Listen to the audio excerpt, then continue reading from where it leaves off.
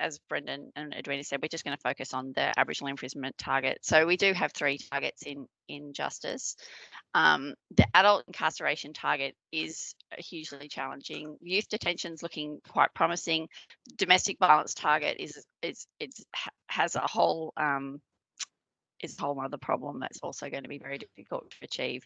But right now we're going to focus on the Aboriginal imprisonment issue, and really, I guess, show that we really need to make some significant changes in order to turn the dial on that current trajectory for that priority.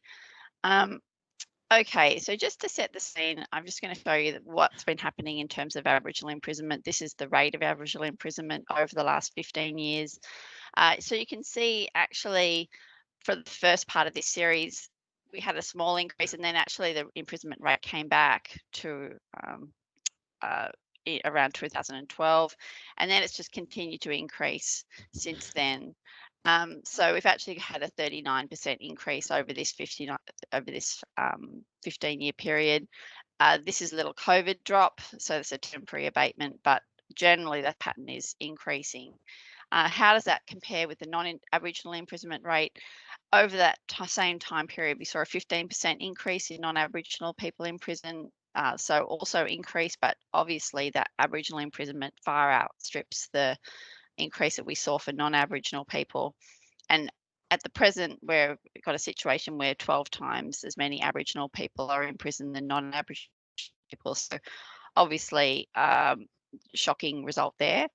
Now, I'm just going to cover off some figures for Aboriginal women, and I just make an apology at the present that I'm not going to cover Aboriginal women in sufficient detail in this presentation. So we're going to talk about Aboriginal people as a whole. We have a whole pack just related to Aboriginal women in prison, and we'll share that after this workshop. But just to cover off what's been happening with Aboriginal women in prison, actually we have seen an increase, 29% increase over this 15-year period. So that's slightly less than that total volume. So slightly weaker increase for Aboriginal women, and also slightly closer to the non-Aboriginal increase in imprisonment rate. But what we do see for Aboriginal women in prison is that they're 16 times more likely to be in prison. So the overrepresentation for Aboriginal women is higher, even though that increase is not quite so great. But really, when we're talking about the Aboriginal imprisonment rate, we're really talking about overwhelmingly men in prison. So 90% odd of the Aboriginal people in prison are men. So just note that I totally acknowledge that I'm not covering the issue of women in prison sufficiently in this pack. Okay, let's have a look at what these Aboriginal people look like. And this is not a pretty story, unfortunately. So just some of the characteristics of these people who are in prison happens to be February 2020, but it's not a particularly significant date. So I'd say this generalizes across time. So we've got significant childhood trauma for these individuals. 60% reported at Roche when they're a young person, a quarter spent time in out-of-home care. That pattern looks to be perpetuating to the current generation. 26% of our Aboriginal people in prison have a child in out-of-home care. So that's a significant issue there. Educational outcomes, very poor, and employment and stability of housing is also a concern for this group. As I said, we're really talking about a male population overwhelmingly, possibly slightly older than you might expect, so an average age of 33. This is a shocking figure here that currently 1 in 20 Aboriginal men are in prison in New South Wales. We can see here these light grey figures show the level of entrenchment in the criminal justice system for this group. So all of these figures are quite disturbing. Most of those people in prison, overwhelmingly, they've been in prison before, 92%, and median number of prior prison, including remand, of 8 in the lifetime. 40% were in prison or had a custodial episode before they became an adult, which is incredibly high. Lots of DV participation, and lots of early childhood offending. age of 16 is the average rate at which they had their first court appearance. And obviously we have a youth diversion system as well, so that doesn't capture that. Very high rates of reoffending amongst this group, much higher than the non-Indigenous prisoners. So 60% of people who leave prison will reoffend within a year, and a third of those people will end up back in custody with a new custodial sentence within a year. So the prospects of people coming out of prison are very poor. And just some of the risk factors here, we've got very high substance use and drug dependence, and mental health is a prevalent problem for this group. So that sets a scene of pretty high levels, extremely high levels of disadvantage for our group. And we probably don't see that enough. We often focus on our criminal justice processes and don't think enough probably about the actual individuals who are behind those statistics. Okay, so just what does this target mean for us? So here, just a little partly we've seen this data before in the earlier slide, this increase in the Aboriginal imprisonment rate, so up to 1,800 in 2019, and we've tended to use 2019 as the benchmark because of the COVID interruption. So we think 2019 was probably a little bit more of a normal. So obviously we've been increasing, the imprisonment rate's been increasing. If we do nothing, if we let that if we forecast the current trends in imprisonment up to the 2031 when the target is due, what we can see is that the imprisonment rate will just continue to increase. So it is an increase in the imprisonment rate of 34% up to 2031. So that's if we just keep doing what we're currently doing. How does that translate in terms of individuals? So this is the rate, but it's really helpful, I think, to actually think about the human impact, and this is the number of people that will translate to. So currently we've got 33,400 odd, or in 2019, people, Aboriginal adults in prison. That will mean approaching 6,000 Aboriginal adults in prison by 2031. So this accounts for the projected population growth for this group. So that's actually a 69% increase in the number of individuals in prison if we do nothing, if we just let the current patterns play out.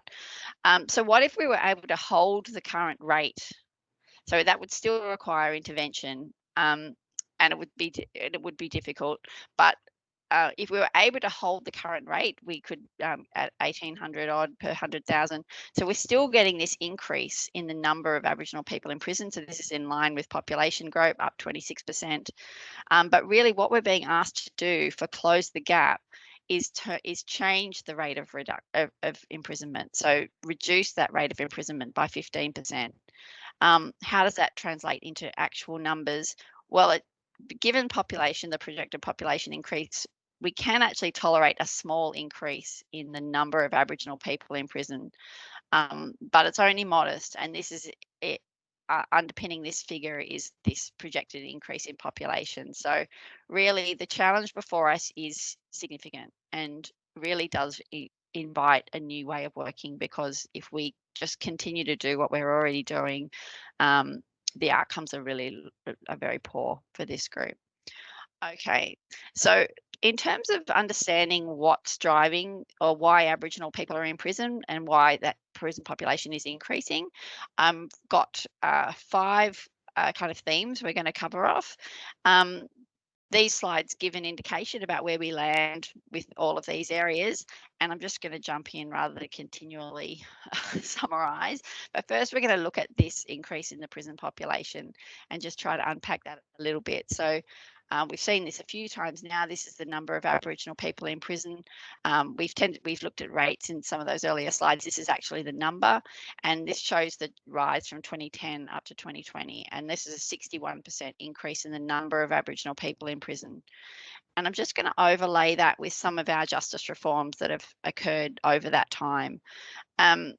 So the bail changes that occurred first in early 2014 and at the end of 2014 when we saw that show cause amendment, and then some of the more recent changes. So you can see here that actually the number of Aboriginal people in prison was reasonably stable over this time, and probably that increase is something like population, but not much of a change. We saw a temporary dip after that initial Bail Act revision, but a problem really started after the show cause amendments came through, and we can see that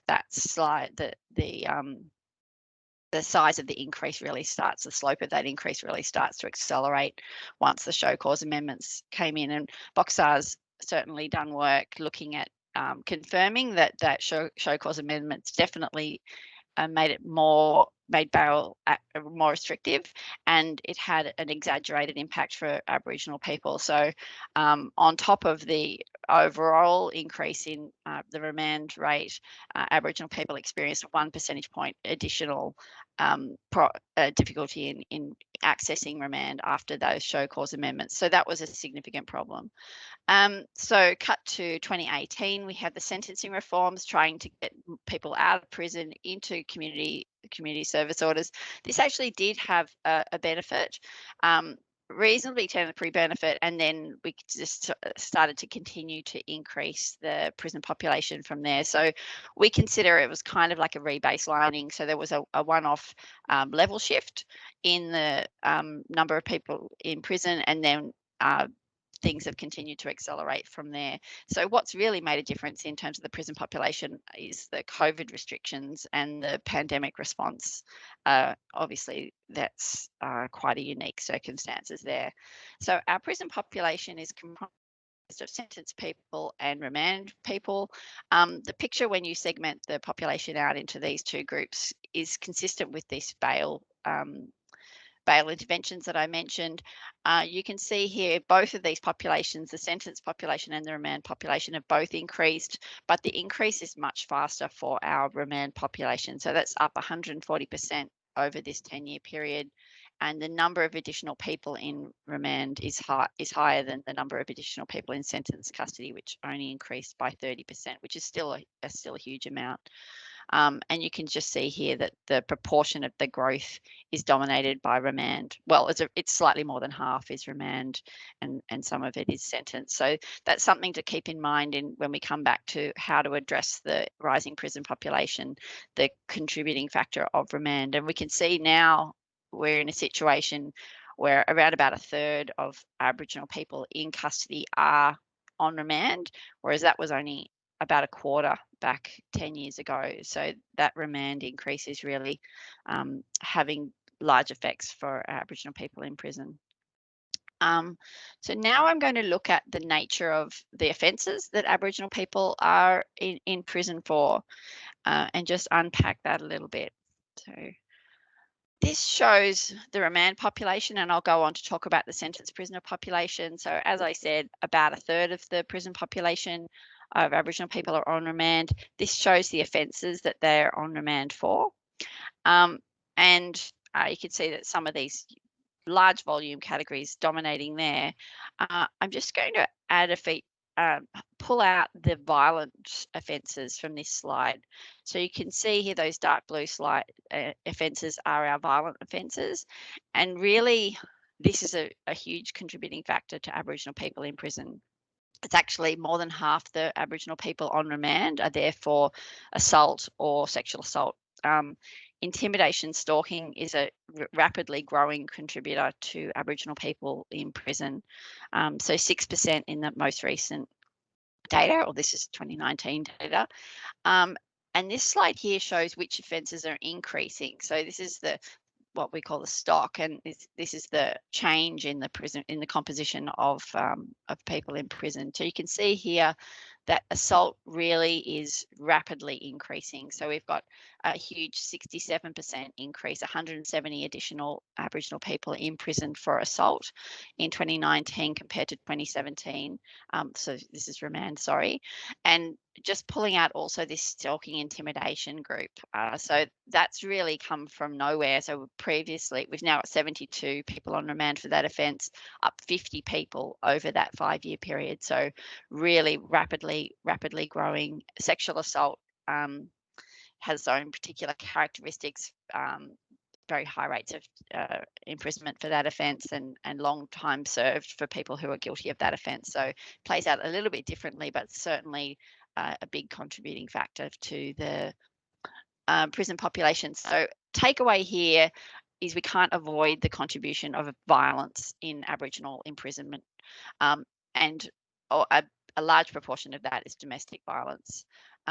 This stalking intimidation offence is heavily enforcement driven. So this is one of the police strategies to try to respond to violence in communities by enforcing intimidation offences. But one of the consequences of that is that really is contributing significantly to the increase in the prison population.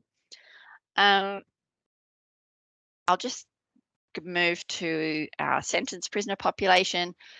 We see a similar picture here of large volumes of people in prison for violent offences. It's slightly less than 50%, 44%, I believe, of the sentenced prisoner population are there for violence. So that's continuing to be a contributing factor. Also, big increases in our violent offences you can see over here. I'll just point out some more unique or unusual aspects of the sentenced prisoner population that we didn't see with the remand population. And here we're seeing a large volume of people in prison for breaching their parole. And down here, we've also got a large volume of people in prison for breaching their community order. So it's 20% odd over in total for those two groups.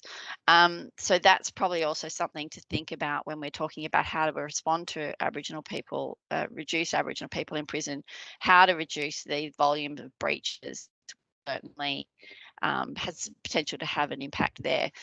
So some of our high volume offences and significant offences like break and enter, we're actually seeing a slight reduction in people in prison for those offences. So it's not all bad news. Over this 5-year period, we've seen a reasonably large reduction actually in people in prison for traffic offences, and also a slight decline for robbery offences. So some of these offences are trending downwards in the community. Traffic offences have benefited from some law reform. So there's some optimism there that there are some strategies that we can possibly avail ourselves of to try to get some improvements. But takeaways here certainly look at violence and breaching offences as one of those big contributing factors. Okay, so how do people end up in prison? Well, there's a few ways, of course. One way, and a really important way, is just the number of charges and the number of court appearances. So here I'm just going to look at people, Aboriginal people coming through the front door of the criminal justice system. So we have seen a material increase in the number of Aboriginal court appearances over this 5-year period, so a 15% increase. This is really due to an increase in charges for these Aboriginal people. I guess other ways that could translate to an increase in the prison population is possibly an increase in the conviction rate. We haven't seen that, so it is Aboriginal court appearances, 15% increase, Aboriginal proven appearances, 16% increase, so no real change in the conviction rate, and that's reinforced here. Another possible change is the imprisonment rate. We haven't seen much of a change in the imprisonment rate, so I don't go into this in much detail. This is not actually uniformly true for every type of offence, but broadly it's true that the imprisonment rate maintains reasonable consistency.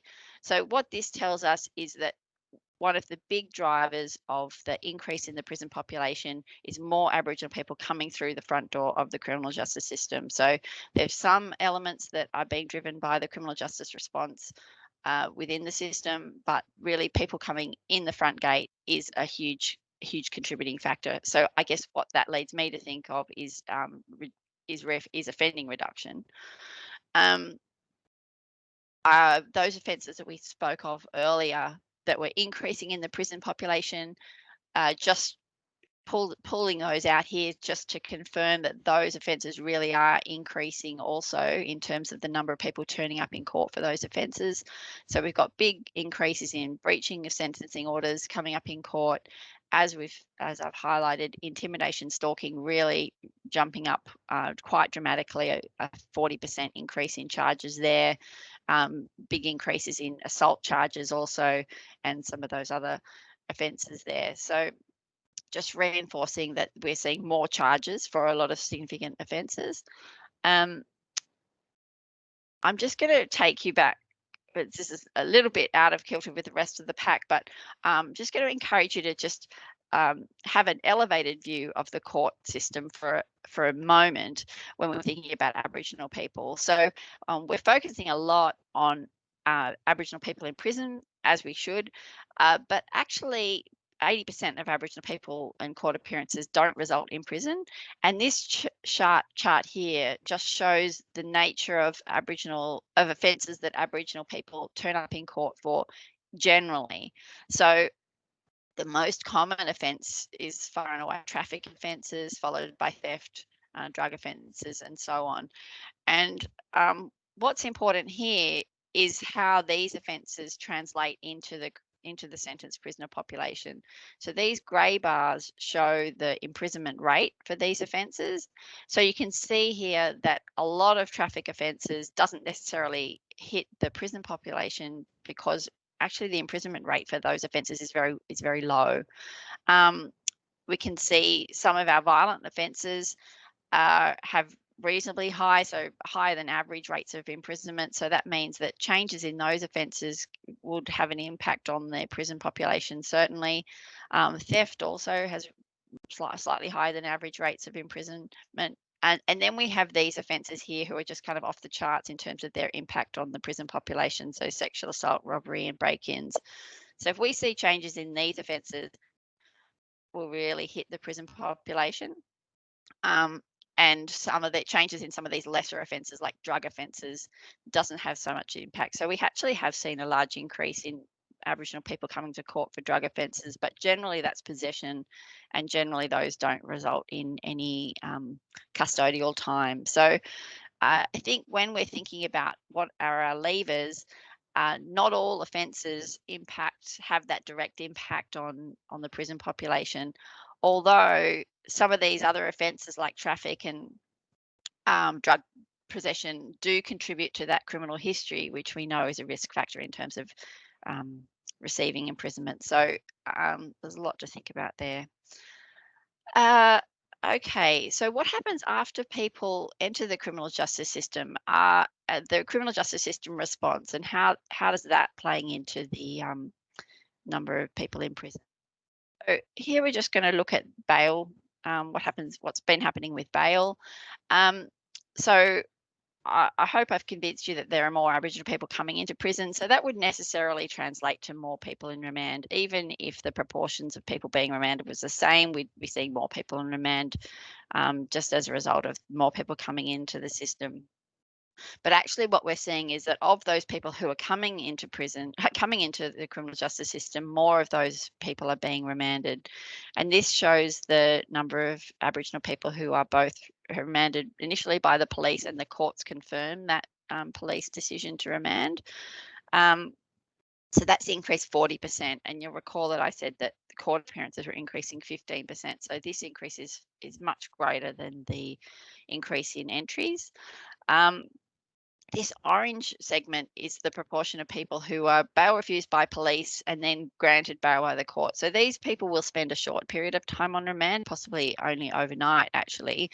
But this population has increased by 78%.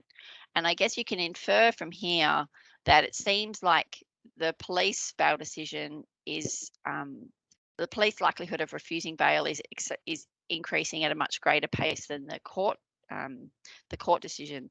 And this grey bar here is the number of people who are bailed, and that's only increased by 9%. So that's something more akin to the number of people coming into the system. And those changes in the rates of bail refusal are borne out in this chart here. It's just confirmed in this chart here. So the orange bar is the proportion of Aboriginal people remanded by police, and that's up to a huge 46% actually in 2019. So that's a huge proportion there. So we've also seen an increase in court bail refusal, but much more modest increase. So what this tells me is that police increased likelihood of the police to refuse bail is being somewhat mitigated by the court's response. So were it not for the courts, actually, we'd be seeing a much greater increase in the remand population. I just have to clear my throat. I'm sorry. Excuse me. Okay.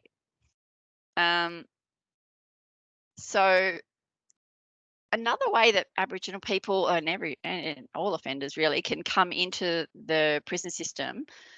So we have that initial bail determination, and a lot of people are granted bail, as we saw. But we increasingly have a problem with people having their bail revoked, and this, I'm just going to cover that off quickly in this slide. So these numbers here show the number of people who are returning to prison or entering prison as a result of having their bail revoked. So that's up 51%.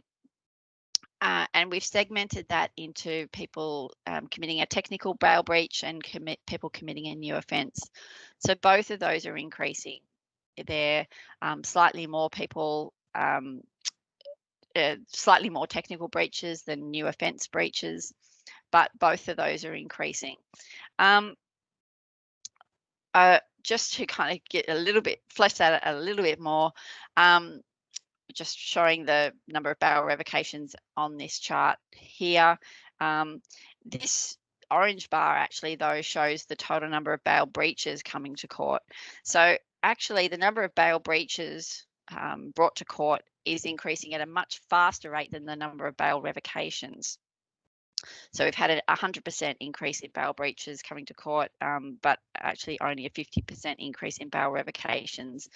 And correspondingly, that plays out to the bail revocation rate is actually falling. So what this means is that many more bail breaches are coming to court, but they are increasingly less likely to result in a bail revocation.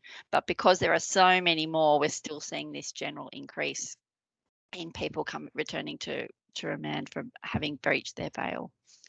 And this chart here just shows some of the reasons why people are breaching and how those translate into revocation. So we talked a bit about further offences, but the most common types of breach activity for technical breaches is around reporting, curfews, no contact. So I guess these are also potential considerations when we're thinking about levers, is to potentially simplify bail conditions, think about some of these conditions and whether we can't make bail easier to comply with, and so forth. Okay, so here, with sentenced prisoners, it seems most of that increase in the sentenced prisoners really is because we're seeing more people coming to court for those offences. The situation is more complicated. There's more drivers in that remand population. And here I'm just going to try and allocate the overall increase that we've seen in remand into some of those factors that we've seen are driving the increase. So from 2015 to 2019, we've got 1,700 additional Aboriginal people in prison. All of those contributing factors, how much are they influencing this 1,700? So we think that slightly more than half is due to more Aboriginal people being charged and more Aboriginal people coming in the front door of the criminal justice system. So that's the biggest contributing factor to this increase in remand. That higher rate of bail refusal, so we focus on the court bail refusal because that has the most significant impact. 30% of that overall increase is due to that increase in bail refusal. And then we see a smaller impact, but not inconsequential impact of our breach activity. So technical breaches increasing the remand population by 10%, and new offence breaches up by 7%. So in terms of the impact of our various policies, certainly reducing people coming into the system is the biggest driver, followed by the remand rate and the technical breaches there. So the last thing I'm going to cover off is the high rate of Aboriginal imprisonment. So I did say earlier that the imprisonment rate has not so much changed over the last 5 years, but that it really just means it's stable at an incredibly high rate. And here we can see the proportion of Aboriginal people found guilty in court who receive a prison sentence, 19% versus 9% for non-Aboriginal adults.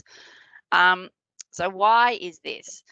So the biggest factor really is the extensive criminal histories of our Aboriginal defendants, unfortunately, and this is just shown here. So just to pick one of these items out, 71% of Aboriginal defendants have 3 or more prior proven offences.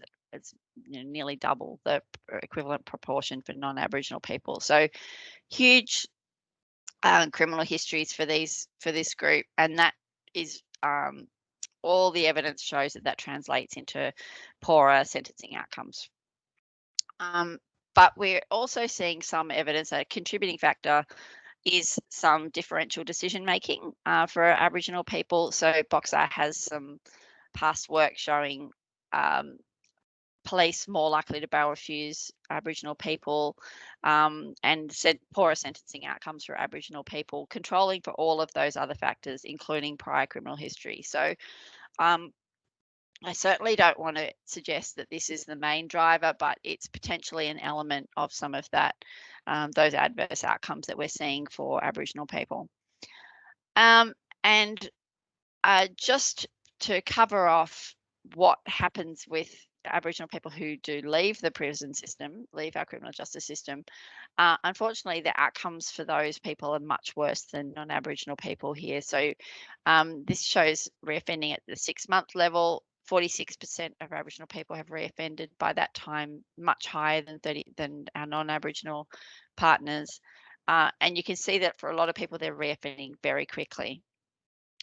This shows the nature of those reoffences. And actually, the reoffences are across the board. So some of them are serious and some of them are not serious. They pretty much look like all types of offending, but really trying to address the rate of return is another really important lever in terms of reducing the prison population, because as long as we've got so many people committing new offences so quickly, it will be very difficult to reduce that prison population. Okay, so that we've covered a lot of ground in a short amount of time. Sorry for talking so fast. Luckily for you, you get to hear from somebody else now, and I'm going to throw to my colleague, Melindy Sale, so you can have a different voice and I can clear my throat. So Melindy's going to go through the potential impacts and levers. So Melindy, jump aboard. Thanks, Jackie. So in this last section, we just want to talk to you about putting sort of that growth and drivers in context and thinking a little bit about the kind of the levers or areas of change we can think about, and particularly where areas where we can see the biggest, what we might call bang for buck, or the most direct impact in achieving this, what is quite a big target. So just to put it back in the context, so shown here is the prison population where we sort of have that expected growth based on historical patterns. What will happen if we are maintaining the closing the gap target? So that's the orange line. To make it back a bit more concrete, we want to think about it in terms of what that might look like in the current numbers, so that we can match it back to the data we have. So in terms of 2019 numbers, where we had about 3,400 Aboriginal people in prison, reduction of 15% equates to around 500 inmates. So essentially, all the policies and all the operational changes we need to implement, it needs to all add up to the equivalent of having 500 less Aboriginal people in prison in the current system settings. So that's what we're trying to achieve. In terms of then thinking about, okay, so what are some of the things we can do? What are the areas of change? What we've done is that we've looked at various sort of examples of changes we would like to see or that could have an impact, and in terms of how that might contribute. 500 is big, so we're broken up into chunks. So we're looking at 10%, so that's your 50 inmates. What do we need to have 50 less people in prison? That's on an average basis, so it could be more than 50 people, but they make up 50 beds. So just think about it in terms of beds if you can, and what are the things that we need to do, and what are the kind of the changes we really need to see to achieve those numbers. So we've looked at some of specific offences and how they're related to imprisonment.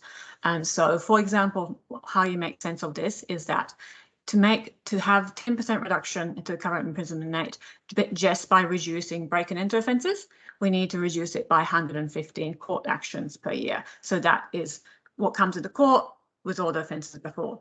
That equates to about 10% of break and enter matters.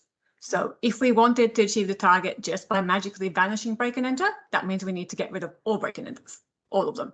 So obviously that's not possible. So these are sort of combination of things. These are one widget, one units. Break and enter offences have high imprisonment rate, as we discussed before. So if we're able to prevent more of these offences, it will have a direct impact on prison population. For DV assault, they'll need more matters to be prevented because the imprisonment rate isn't as high.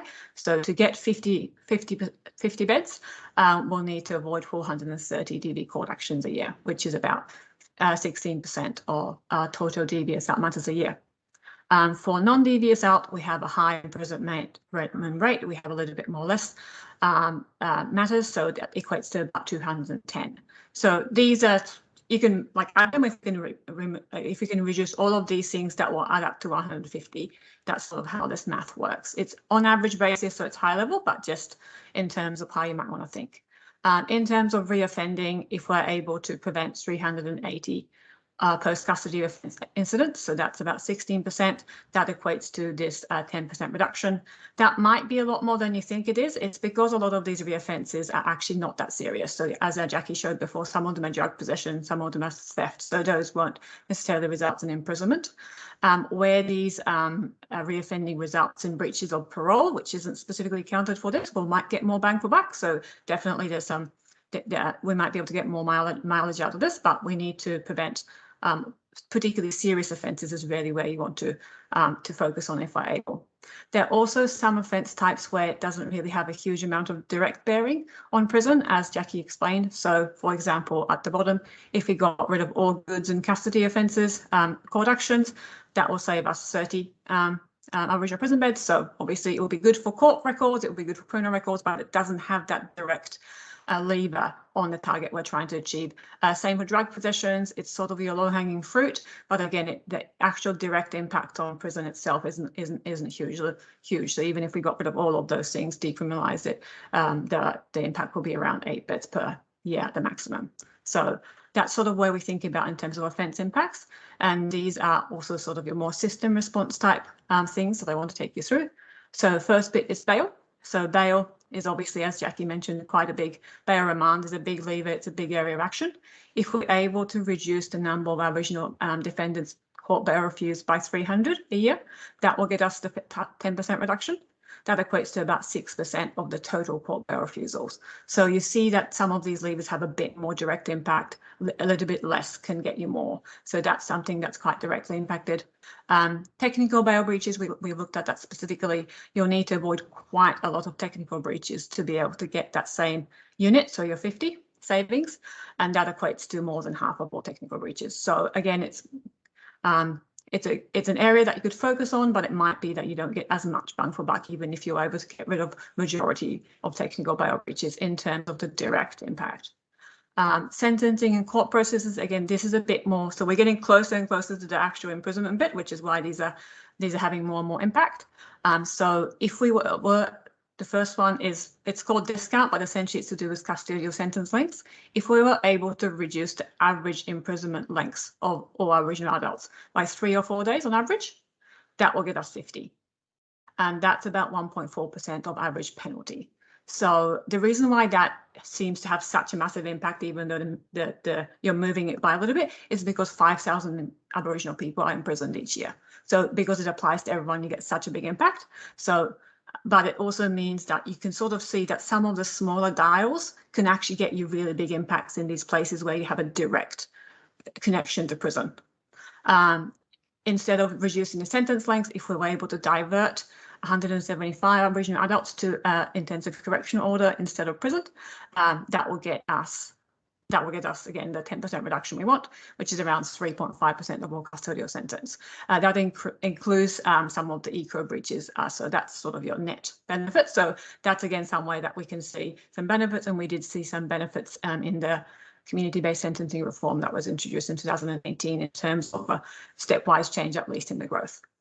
The last one is a little bit more the left field. So what we're talking about here is essentially table offences reform. So those were reforms that we have introduced in the past, where you move strictly indictable matters from district court to local court, or make it a table offence so it can be heard in the local court. What Docstar research has found that when we do this for those people charged with eligible offences, they tend to actually spend less time in custody on average, because they're spending less time on remand, it's considered to be a less serious offence. The mechanism is a bit unclear, but we definitely see some saving in terms of average prison lengths, and sometimes in terms of likelihood of going to prison. So if we were to be able to expand that program, table tranche 3 for everyone, some offences you might want to include might be more break and enter offences, some robbery and drug supply offences, then with shifting 220 matters, we'll be able to get that 50 bed reduction again, which is about 12% of district court finalisations for Aboriginal people. So those are sort of your kind of, just as an indicative strengths of levers. This might be the kind of thing that you want to have in mind when we follow into the discussion. So the last page is a bit of a summary with chunks and potential levers into areas, and I just wanted to highlight what we thought might be in there. This is absolutely not an exhaustive list, so please add your own levers, but this could be a starting point for your discussions in your group.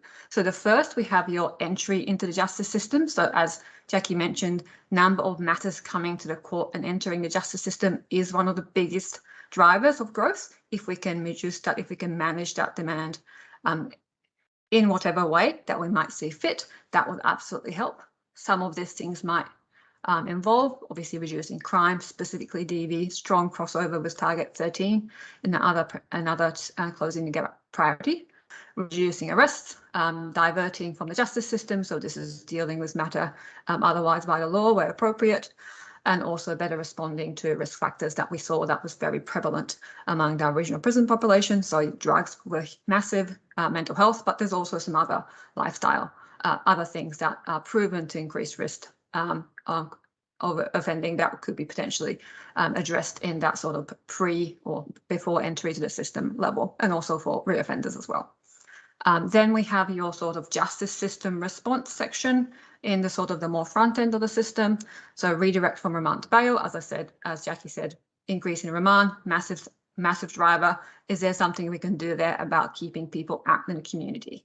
That could be involved reducing technical breaches or condition of orders. Some of that might be also back-end orders. Alternative court process program, so that's potentially sort of either diversionary things, therapeutic jurisprudence, whatever sort of way we might conceive that provides either more therapeutic interventions, less of a sanction in a way that we can manage risk.